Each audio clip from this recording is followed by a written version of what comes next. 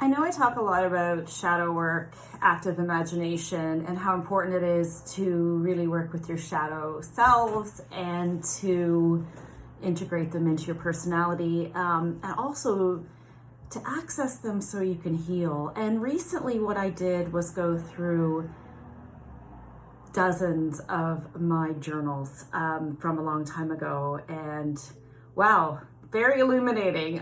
Some of these date back well over 10 years, but I wanted to share a little bit with you just so you know how deep the work can be. I was really in the thick of analysis, I'd say in the mid 2000s into up until about 2016, and then my analyst stopped practicing. So I have been searching for a new one. But I must explain that I was going through a very challenging time as far as sorting through my animus figures, my shadow selves, and I was really trying to get clear on my projection, particularly as it related to romantic love. I kept making the same mistakes over and over again, these patterns of behavior. And it probably wasn't until I spent a good 10 solid years doing analysis that I was able to clear this up. So, wow, right? I wanted to share with you first a picture I drew of a shadow figure, just so probably you can know you don't have to be a good drawer. This is one I did in 2016, just to give you an idea of this beautiful moment I had in active imagination where this figure came out. Dark, sad, as you can see, but it was quite a healing thing to draw this. Go to another page. Actually, I'll read what went along with this. It's really sad. The darkest of hearts, broken a million times, I am alone. I am more alone than ever. For all the emotional pain of the past, I now wear that sorrow in true physical form.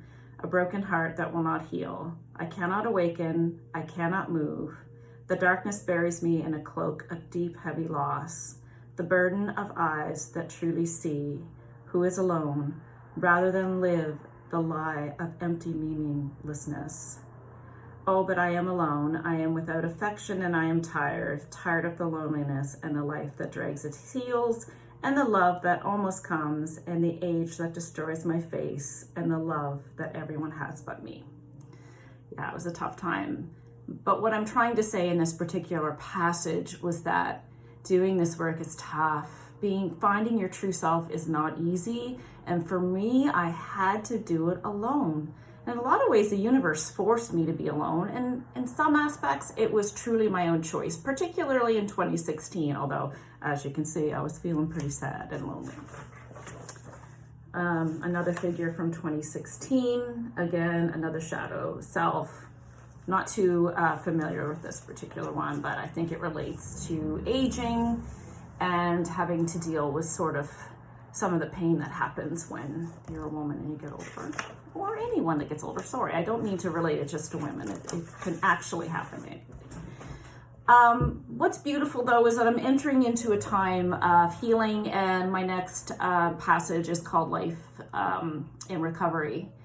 And for me, recovery was truly being able to come out of these relationships and this complex I was in. You could call it a daddy complex, where I was trying to heal the past relationship with my father by getting into relationships with people that created a similar environment. And I have to honestly say, after 2016, things really changed. And that's why I call this passage Life in Recovery. Isn't there beauty in this early morning, your sweet face? I think I'm talking about my cat. This cup of coffee and CBC Radio 2, and suddenly the songs make sense. Whether it's love or loss or happiness or sorrow, I understand it all. When Erica calls me, and I'm talking about Erykah Badu because she was my alarm clock song. Rooted in her morning song, I know if a bit more time as she tries to sample Portishead. I almost turn off that radio, but hey, who am I to judge? The day is still dark and the snow is cleared but deep, and I've been here before, yet never. I remember dozens of him, a piece of this painful heart I carried.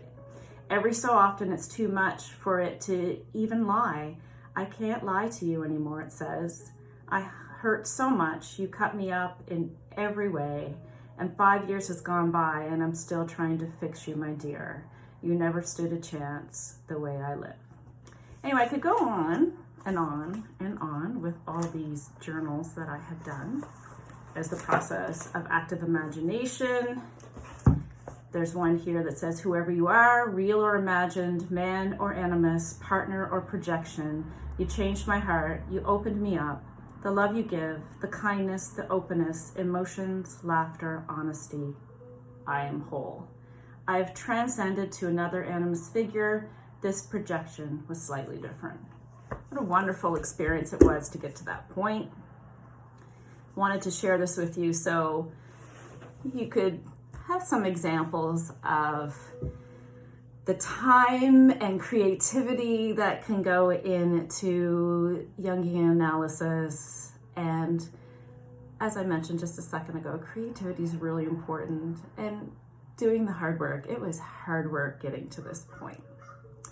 So love and support to you in your journey. I'd certainly love to hear your experiences in active imagination or working with your shadow figures. We'll talk again soon.